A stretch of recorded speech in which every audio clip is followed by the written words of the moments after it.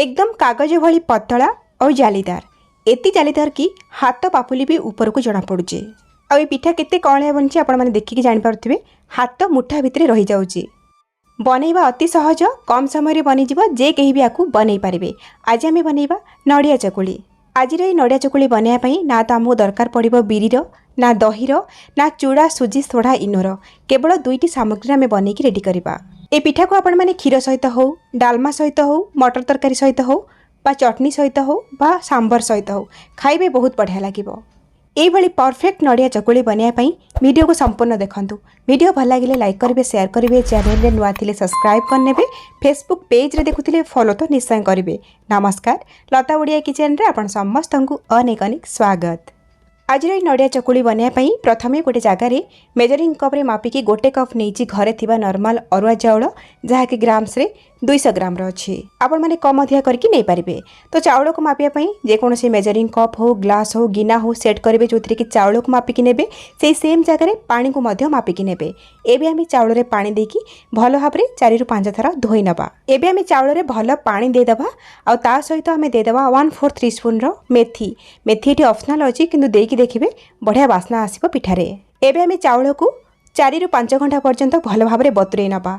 आपण मैंने जब सकाଳେ जलखिया बनैबार थिबो राति चाउल को बतुरे नेबे, सकाळु पिठा को बनै पारिबे। तो देखंतु पु राति रे बतुरे थिली, सकाळु म आपनको देखौची चाउल एठी भल भाव में फुली जाईची, ता सहित ठीक भाव में बतुरी भी जाईची। एबे आमे चाउल को पुणी थरे भल भाव में धोई नबा आ चाउल रे थिबा एक्सेस पानी को बाहर कर नबा।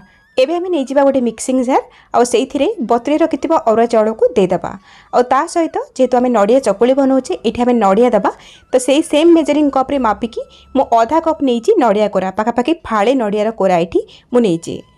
आ ता सहित बाटिया पई आमे पानी दबा। तो सेई सेम मेजरिंग कप रे एठी मु गोटे कप मापिकी पानी दउची। गोटे कप अरुआ चाउल पई गोटे कप पानी मु एठी देइची बाटिया पई। तो एठी आमे आकु चिकन करके बाटिकी नै आसीबा। चाउल को बाटिकी नहीं आसला परे गोटे बड़ जगार रखी नबा। आउ एठी आपनको देखौची, देखंतु चाउल को मु केते चिकन करके बाटिची, एमिति ही आपण माने बाटिबे। तो देखंतु ग्राइंडिंग जार रे चाउल बटा लागिची, सेही ग्राइंडिंग जार रे आमे पानी ऐड करिबा। तो सेही सेम मेजरिंग कप रे 2 कप मु मापिकी पानी दे दउची। तो गोटे कप अरुआ चाउल पई गोटे कप पानी बाटला बेले देथिले, आउ 2 कप पानी एबे मु ऐड कली। तो टोटल 3 कप पानी मु यूज कली गोटे कप अरुआ चाउल पई। तो चाउल बटा लागिथिला जार रे ताकु भल भाव में एमती धोई नबा आ सेही पानी को आमे चाउल बटारे दे दबा। आ एबे आमे स्वाद अनुसार लूण भी दे दबा आ भल भाव में आकु आमे गोळै नबा। आपण चाहिले ए चाउल बटा को 3-4 घंटा रेस्ट देबे, तापर पिठा को बनै पारबे। किंतु एठी मु संगे संगे बनैबी। ए पिठा को बनैया पे हमको सोडा बा इनोर किछि भी दरकार नाही, तथापि पिठा एकदम जालीदार बनिबो। आ एठी हमर ए चाउल बटार कंसिस्टेंसी देखि नियंतु, एकदम रनी कंसिस्टेंसी रे अछि, पानिया ही अछि। मु आपनको जेतिकी पानी मेजरमेंट देइची मते लागुची आपण माने कंफ्यूज हेबेनी, परफेक्ट पिठा बनै पारिबे। तो एठी हमर आण रेडी हे गला, आमे पिठा बनेबा। पिठा बनेबा आगरु एपर देखंतु मु फ्लेम ऑन करके बसैची गोटे नॉनस्टिक तावा। जदि आपण पाखरे नॉनस्टिक तावा थिबो ताहाल तो बहुत भल कथा। जदि नॉनस्टिक तावा नथिबो आपण माने लुहा तावारे मध्ये पिठा को बनै पारिबे। किंतु जो लुहा तावारे आपण माने रुटी सबले बनौछंती से तावा नेबेनी, सेतरे पिठा उठिबनी। जो तावारे आपण माने पराठा हो बा चकुली पिठा बनौछंती से तावा को नेबे, माने तावाटा तेलिया हबा दरकार।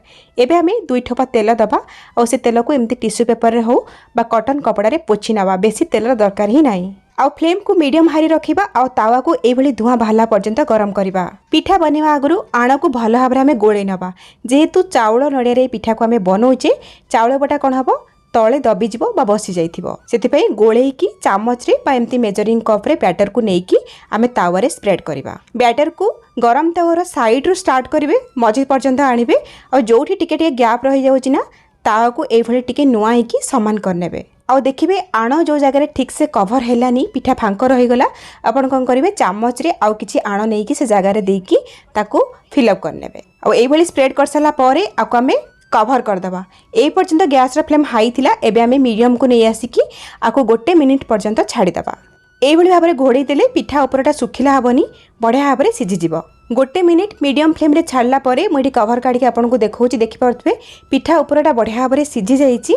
ऊपर किछि भी हमर कंचा आण देखा जाउनी, आउ 4 साइड रो पिठा छाड़ी भी आसलानी, आउ केते जालीदार भी बनिची। एमिति हेले जानिबे पिठा हेई गला। एबे आमे पिठा को बाहर करनबा प्लेट को।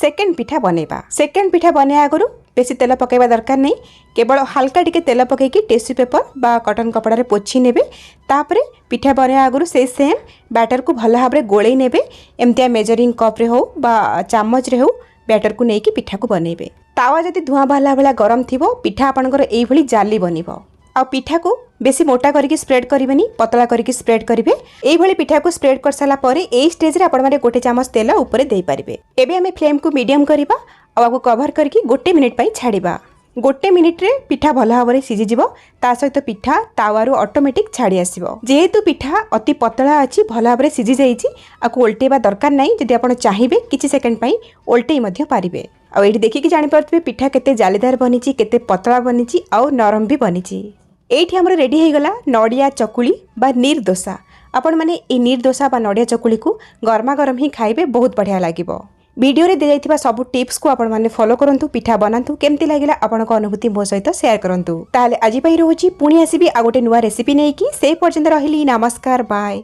जय जगन्नाथ।